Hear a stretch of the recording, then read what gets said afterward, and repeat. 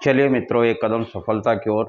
अपना सिसोदिया वंश कंप्लीट हो चुका है और महाराणा प्रताप और हल्दी घाटी का युद्ध जो भी समीक्षा विवेचना अपन को करनी थी, अगला है अपना मारवाड़ का इतिहास। और मारवाड़ के इतिहास में आता है राठौड़ वंश। मारवाड़ का इतिहास, मारवाड़ के इतिहास में राठौड़ वंश का अध्ययन अपन करेंगे।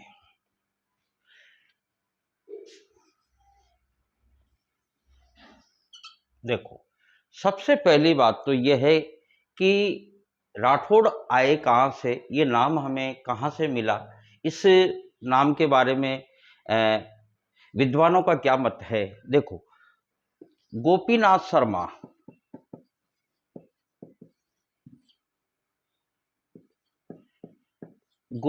शर्मा ये कहता है कि ये दक्षिणी भारत की एक जाति है। ये दक्षिणी भारत है और इस जाति का नाम मिलता है राष्ट्रकूट। बाद में इसका परिवर्तित जो नाम है वह रहटकूट हुआ। रहटकूट हो सकता है और रहटकूट से परिवर्तित नाम शब्द मिलता है राठौड़ वंश। यानी कि कन्नौज का एक शासक था जयचंद गढ़वाल, अपन ने पढ़ा है चौहानों में। जयचंद गढ़वाल, मोहम्मद गौरी ने आक्रमण किया 1194 में। उस आक्रमण के समय गढ़वाल वंश बिल्कुल ही खत्म हो चुका था। तो उसका एक पौत्र है, उस पौत्र का नाम है सिहा। सिहा किसी समय यानी कि 1212 में मारवाड़ की तरफ आया, ऐसा बताया जाता है, और उसने राठौड़ वंश की स्थापना की। लेकिन इतिहासकार इस बात को नहीं मानते कि राठौड़ गढ़वाल है, जबकि सिहा के मृत्यु स्मारक में भी सिहा राठौड़ लिखा हुआ है। लेकिन जो विद्वान है, इतिहासकार है हारनोली एक विद्वान है, वो कहता है कि राठौड़ और गढ़वाल अलग अलग है। दूसरा जो विद्वान है ओझा भी इस बात को बताता है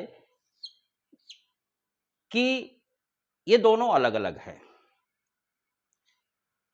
इसके बारे में अब ये चक्कर कहां पड़ता है? ये चक्कर ऐसे पड़ता है कि पृथ्वीराज रासों में चंद्रवरदाई ये लिखता है, जयचंद के पीछे जयचंद राठौड़ लगाता है, बस वहीं से गड़बड़ हो जाती है। ये इस बात को तथ्य प्रमाणित करते हैं कि अगर राठौड़ और गढ़वाल ये अलग अलग इसलिए बताते हैं क्योंकि इनकी शादियों का जो वैवाहिक संबंध के हिसाब से ये कहते हैं कि ये अलग है। तो इस तरीके से कहने का मतलब डॉक्टर भंडारकर की भी एक लिस्ट है, उस लिस्ट में भी राठौड़ शब्द नहीं मिलता। तो इस तरीके से कहने का मतलब, अब इसका चक्कर एक क्या पड़ता है कि यहां कन्नौज के पास एक राठौड़ों की शाखा थी बदायूं। उस समय वहां वो जो शासक था उसका नाम भी चंदी था। तो देखा जाए तो ये जो मारवाड़ के राठौड़ है ये इसके वंशज है, इस बदायूं के। तो इस तरीके से कहने का मतलब, अब जो दूसरा चक्कर पड़ता है वो पड़ता है सूर्यवंशी और चंद्रवंशी को लेकर। सूर्यवंशी और चंद्रवंशी, देखो ताम्रपत्रों और शिलालेखों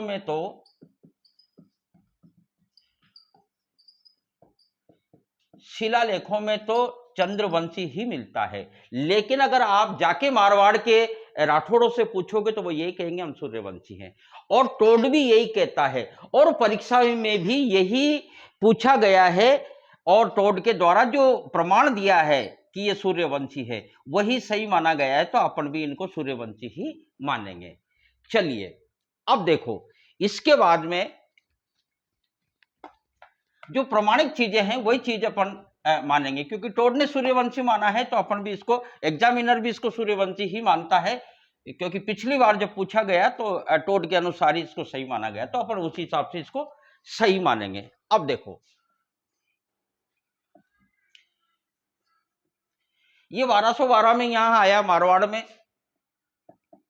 और राठौड़ वंश की स्थापना की, यानी कि राठौड़ वंश का संस्थापक एक तरीके से राव सिंहा, क्योंकि स्मारक पर भी, इसके स्मारक पर भी राठौड़ लिखा हुआ था, जबकि ये तो गढ़वाल का पोता था। अब देखो, इसके बाद में जो शासक आता है, यानी कि ये कुछ इतिहासकार ये कहते हैं कि ये आया और यहाँ पाली के आसपास इसने अपना ठिकाना बनाया। पाली वाला ब्राह्मणों की नगरी है पाली। इनके एक फसल का भी आविष्कार किया है, खड़ील। तो अब पाली वाले जो ब्राह्मण थे, तो इन्होंने सिंहा से समझौता किया कि भाई तुझे चाहिए ठिकाना और हमें चाहिए सुरक्षा, तो दोनों का काम हो जाएगा, तुझे ठिकाना मिल जाएगा और हमें ये आक्रमणकारियों से सुरक्षा मिल जाएगी। तो इस तरीके से कहने का मतलब यह है, इसने पाली में ही अपना राठौड़ वंश की स्थापना की। अब देखो, इसके बाद में जो शासक आते हैं वह आता है आसनाथ, कोई बात नहीं, मल्लीनाथ का, हाँ। और इसके बाद में आता है दूहड़। दूहड़ की कुछ बातें हैं। दूहड़ कर्नाटक से एक मूर्ति लाया था, कर्नाटक, और वह थी चक्रेश्वरी माता की, चक्रेश्वरी माता की। जब ये लेके आया तो यहां बाड़मेर के पास में एक नगाना गांव है, नगाना, और नगाना गांव में इसने इस मूर्ति की स्थापना कर दी, और वही आगे जाके इस मूर्ति का जो नाम है वो नाम पड़ गया नागणेची, नागणेची। और ये नागणेची माता राठौड़ों की कुल देवी हो गई। ये दूहड़ की बात है। इसके बाद में शासक आता है, दूहड़ के बाद में आता है चूड़ा। चूड़ा के बारे में अपन ने डिटेल से उसमें पढ़ लिया, मेवाड़ में राव चूड़ा। अब देखो,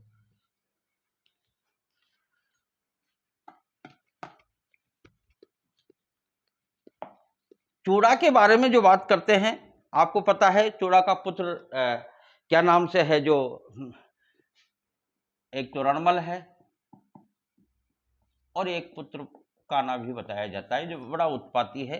रणमल आपको पता है भारमली के सहयोग से और जोधा के ये, तो इस तरीके से अब राव चूड़ा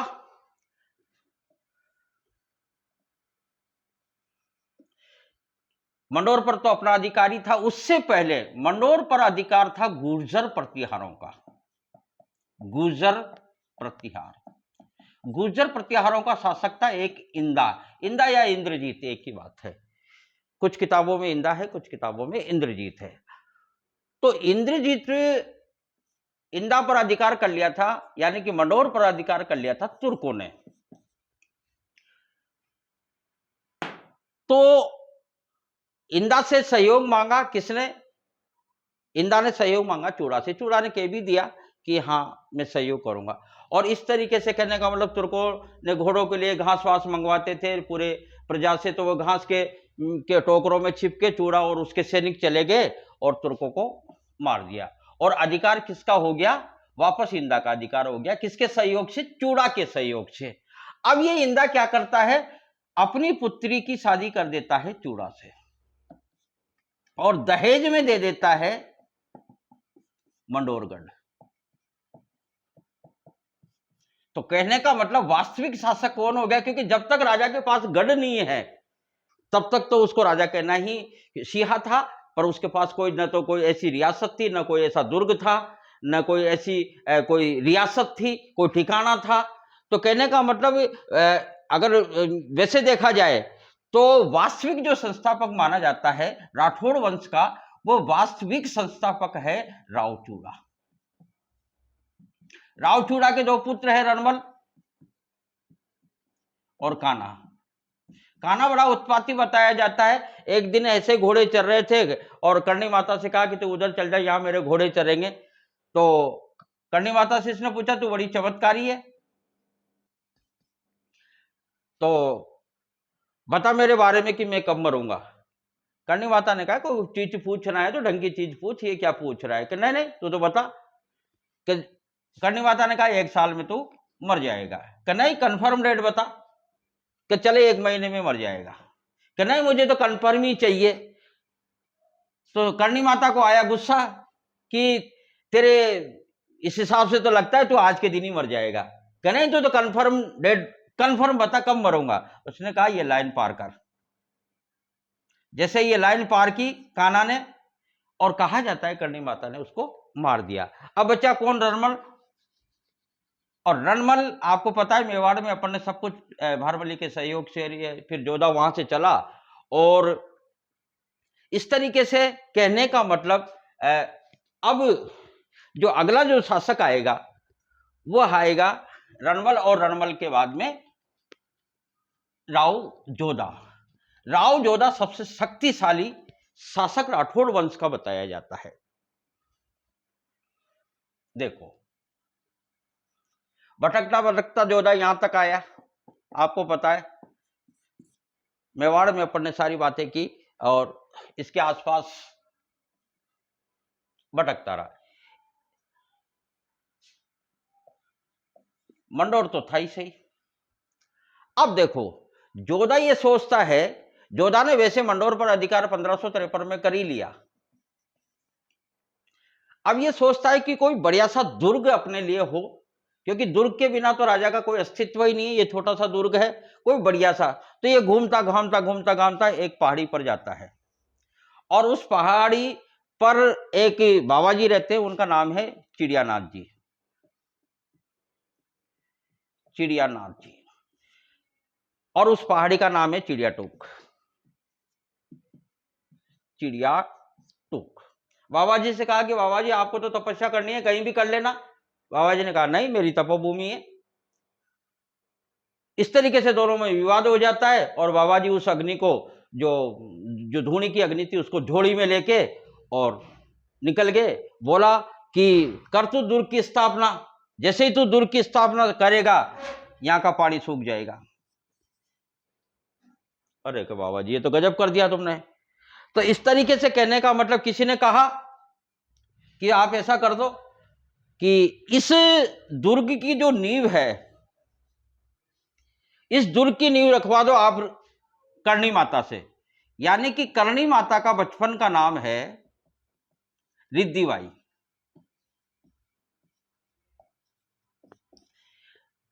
करणी माता के हाथ से नींव रखी जाती है, और जिस दुर्ग में जिंदे आदमी का बलिदान दिया जाता है, कहा जाता है उस वंश का राज हमेशा चलता है। तो इस दुर्ग में एक व्यक्ति है राजा राम भामी। राजा राम भामी ये तैयार हो गया, अपनी इच्छा से तैयार होना चाहिए, क्योंकि उसमें ऐसा नहीं है जिंदा आदमी जाता है और उसको उसके ऊपर फिर चुनाई की जाती है। तो कहा जाता है कि राजा राम भामी ने ये बलिदान दिया, और उसके ऊपर तहखाना है जोधपुर का, इसका मेहरानगढ़ का। और इस दुर्ग को बनाया, बाद में पढ़ाएगा नाम, तो दुर्ग को बनाया गया। फिर यहाँ इसने इस दुर्ग में जाहिर सी बात है कि कुलदेवी की स्थापना होगी, मंदिर बनेगा। तो यहां मूर्ति लगाई इसने नागणेची माता की, और एक मंदिर बनाया चामुंडा माता का। आपको पता है 2008 में यहां भगदड़ मची थी, और जसराज चोपड़ा आयोग, इस तरीके से कहने का मतलब इस दुर्ग की स्थापना होती है, और जोधा इस दुर्ग का निर्माण करवाता है, और ये प्रश्न पूछा भी जा चुका है कि रिद्धि बाई यानी कि करणी माता के हाथों से इसकी नींव रखाई गई और इस दुर्ग में नागणेची माता और चामुंडा माता का मंदिर है, जिसमें 2008 में थोड़ा सा वो भगदड़ मची।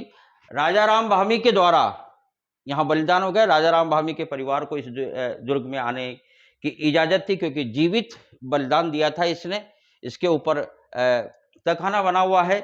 तो इस तरीके से कहने का तात्पर्य यह है कि 1459 में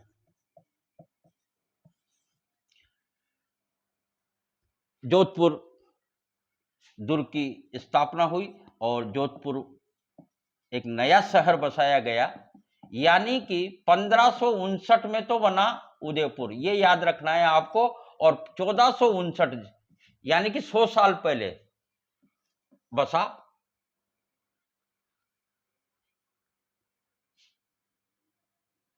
जोधपुर। राव जोधा यहां का शासक है अब, और इसने जो वास्तविक शासक, वैसे क्योंकि वास्तविक शासक यूं एक तरीके से कहा जाए, वैसे तो चूड़ा है, सीवा है, अगर प्रभु उस हिसाब से पूछा जाए, पर जो प्रतापी शासक है वो राव जोधा माना जाता है, क्योंकि इसने दुर्ग की स्थापना की और सारे शहर बसाया। ये सबसे सामंत प्रथा की स्थापना का जो किया वो भी इसी ने किया, सामंत प्रथा का, क्योंकि नीचे जो ठिकाने रखे जाते हैं। तो इस तरीके से कहने का मतलब राव जोधा का के द्वारा जोधपुर बसाया गया। फिर राव जोधा के बाद में जो इसके पुत्रों का, जैसे बड़ा पुत्र बीका है और उसके बाद में वो बीकानेर बसाता है, और वो सारी चीजें अपन कल विस्तार से चर्चा करेंगे।